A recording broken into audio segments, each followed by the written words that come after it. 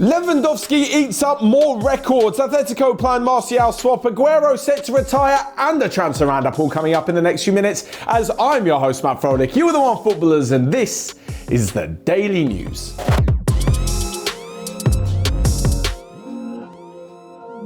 So first off, and Robert Lewandowski is doing what he does best and scoring goals. He's doing his talking on the pitch after being snubbed for the Ballon d'Or in favour of Lionel Messi. And that record that Lewandowski is closing in on is the most amount of Bundesliga goals in a calendar year. Of course, he's chasing down Gerd Müller because, well, he pretty much holds every single Bundesliga goal scoring record there is. And Lewandowski is now joint on 42, and with one game left to play in the Bundesliga before the Christmas break, it looks as though he'll end up doing it. Of course, it was Gerd Müller's most goals in a Bundesliga season that he broke back in May. And all those years ago, Lionel Messi actually broke Müller's record for most goals in all competitions in a year when he scored like 90, didn't he? Or 91?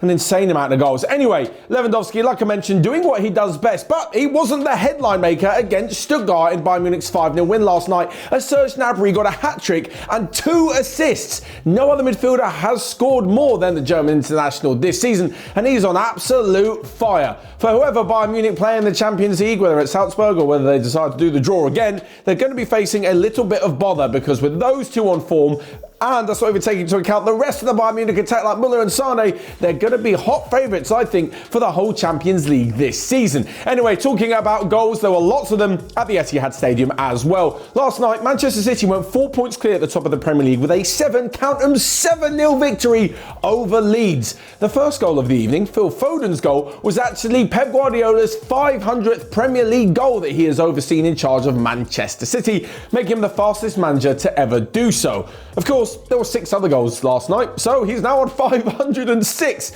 which is an insane amount of goals. Anyway, Leeds United, well, as you can tell from the scoreline, weren't exactly at their best, and I think this piles a lot more pressure on Marcelo Bielsa. He only likes to work on a rolling contract from year to year, so it won't cost Leeds too much to sack him.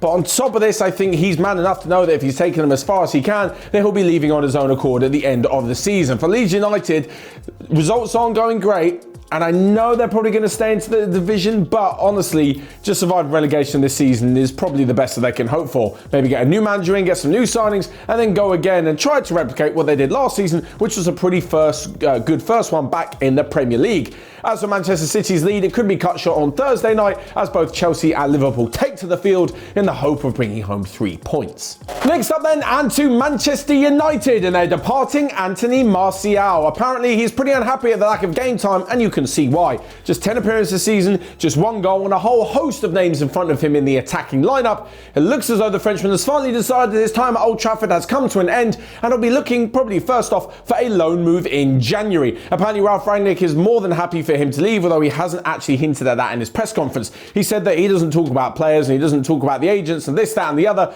but I think it's clear that Manchester United have put him in the shop window, and one of the teams interested is Atletico Madrid. I actually think Anthony Martial has a lot to offer. He's only mid-20s at the moment and can still improve, so any club willing to take a risk on him will actually probably reap the benefits as long as he's getting good game time. Now, Atletico Madrid wanted to take him doesn't necessarily make sense in the game time. Like, I know he'd be really good, like I mentioned, if he played. There are so many attacking options at Atleti. Is he really going to be starting every single game ahead of the likes of João Felix, although he is injured at the moment? Antoine Griezmann, you've got Luis Suarez, there's also Thomas Lemar, there's also Correa as well. They have so many attacking players, and Martial's just going to add to this list. But the reason they think they can get a deal done is because they're going to offer a player in return, and they want to know who Manchester United would like from their squad. Of course, at the top of the list, they'd probably like João Felix or someone unbelievable, but when you're looking at the sensible transfer options, I've looked through Atleti's squad and I can only really see 2 viable options for Manchester United. One of them is Kieran Trippier. He's been linked with the club before Rangnick came in last summer, even the summer before, and that'll be a pretty good deal for them. And secondly, I think Jeffrey Kondogbia would be a good signing, adding a little more steel into that midfield, although Fred and McTominay haven't done so bad recently. Those are the only 2 I can see Manchester United being interested in swapping for Anthony Martial. But if this deal does go ahead, I'm not so sure Martial is going to find too much game time at Atletico Madrid. Anyway, moving on and talking of La Liga clubs, and this next one comes from Barcelona, and honestly, It's some really sad news. We know it's been coming in the last few months ever since he went off with a heart problem, but it looks as though today Sergio Aguero will be announcing his retirement from football. After 400 goals for club and country, countless titles in Manchester City, Atletico Madrid in there as well, and of course the long-awaited Copa America in the summer with Argentina, he'll be calling it quits today. There is a press conference announced for 12 o'clock European time today at Barcelona with Joan Laporta and with Sergio Aguero as well, and it says he's going to be giving an update on his heart irregularities and the issues that he is facing at the moment. But I think we can safely say this is probably going to be the Argentinian calling his retirement on a legendary career at the age of 33. If you didn't think so already, get to know. Going down as a bona fide legend of not only the Premier League, but the game of football in general. Manchester City's greatest ever goal scorer, and there probably won't be too many strikers to come that are like Sergio Aguero.